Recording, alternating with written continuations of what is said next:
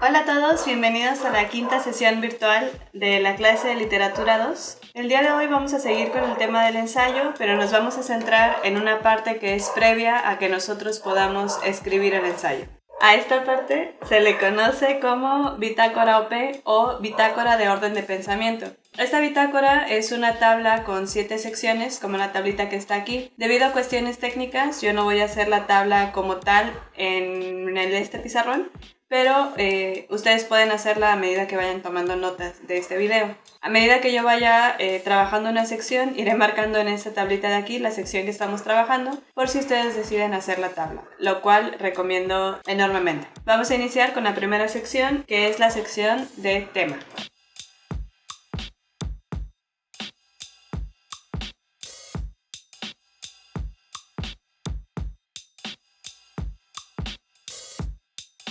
La primera sección de nuestra bitácora OP es la sección del tema. Cuando nosotros delimitamos el tema de nuestro ensayo, respondemos a la pregunta ¿de qué estoy hablando? Y el tema se caracteriza por ser un enunciado muy breve, compuesto de 3 a 5 palabras. Si es más largo, es muy probable que no sea un tema, sino más bien un problema o un título. Entonces, manténganlo corto y van a estar bien.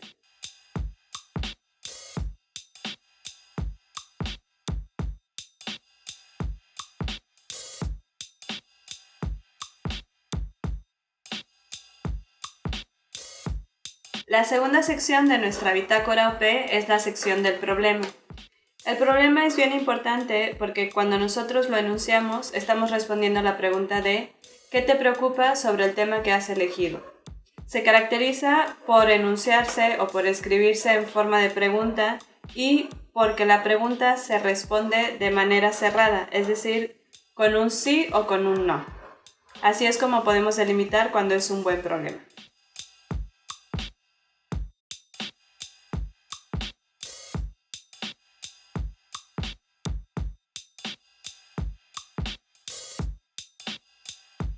La tercera sección es la tesis, en la que respondemos a ¿qué piensas al respecto?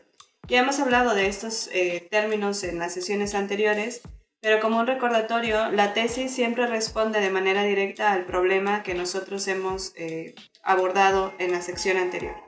Entonces diremos sí y enunciaremos nuestra tesis o no y enunciaremos nuestra tesis. Esa es una buena forma. Y lo que hace es decir qué es lo que yo pienso al respecto.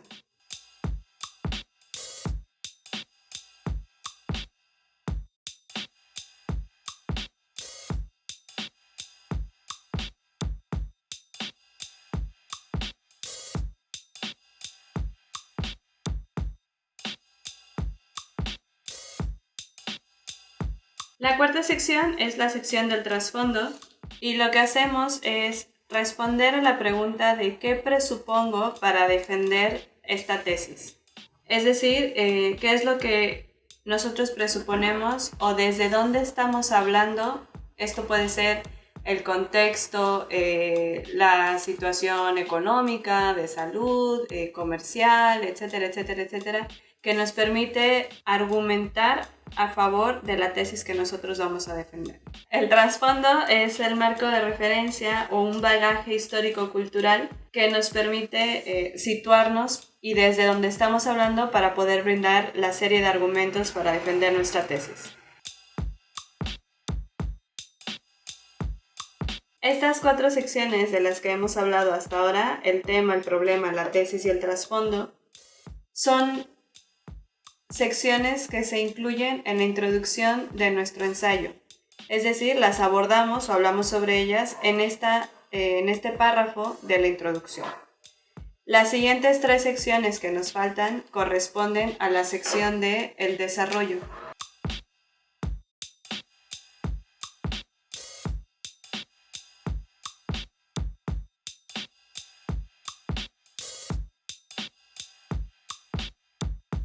La quinta sección de nuestra bitácora OP ya sería incluida en la sección del desarrollo de nuestro ensayo y corresponde a la argumentación, es decir, responder a la pregunta de cuáles son tus razones para pensar o para defender dicha tesis. Recuerden, por lo que les he enseñado hasta ahora, que si bien hay muchas formas de argumentar, En nuestra clase y para los fines de la clase de Literatura 2, vamos a hablar específicamente del silogismo hipotético, que es lo que hemos estado viendo en estas semanas. Entonces, para los fines de nuestra clase, cuando hablemos de argumento y de las razones, tendrán que seguir la forma o la estructura del silogismo hipotético. Si no se acuerdan cuál es el silogismo hipotético, por favor vean el video en el que se aborda eso. ¿Okay?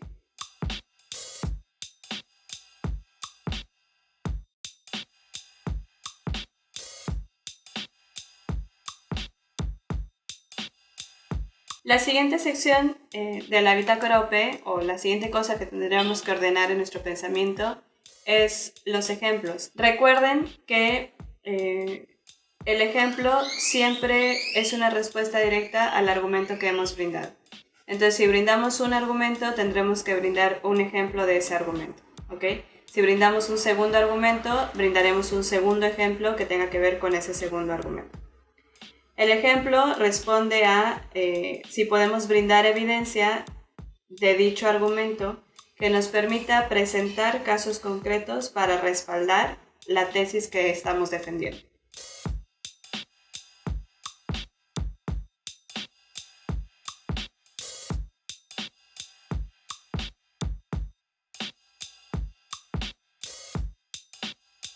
La última sección de nuestra bitácora OP corresponde a la sección del contraejemplo.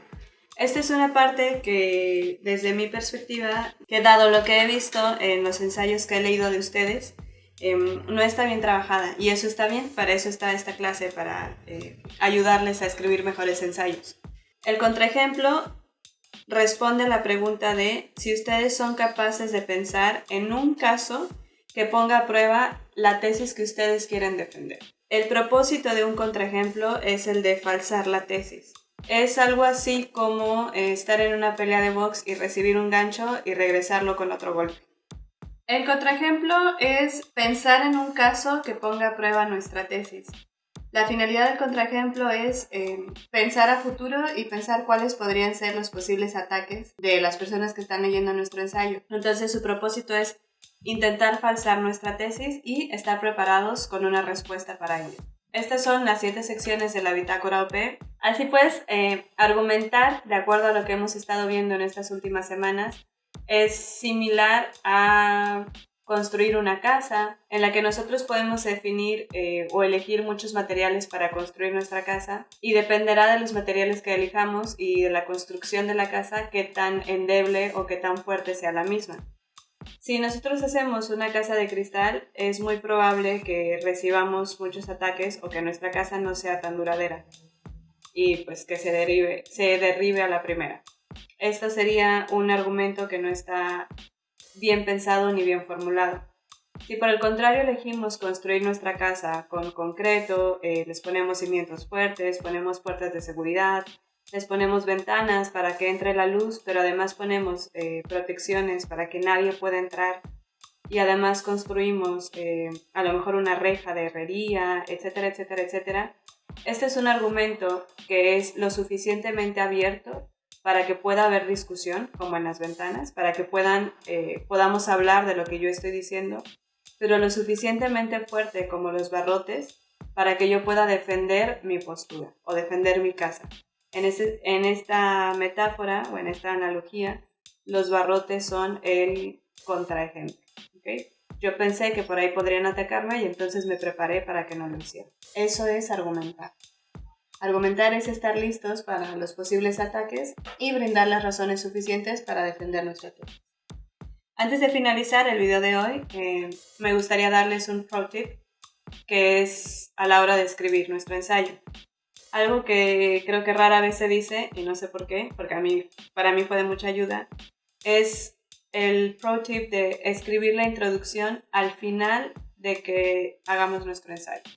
Cuando ustedes empiecen a hacer todo esto, hagan su bitácora OP, y esto es, recuerden, un trabajo previo a escribir el ensayo, ¿ok? Solamente es como un esqueleto para que nosotros podamos escribir después. Todavía no empezamos a escribir, es un trabajo previo.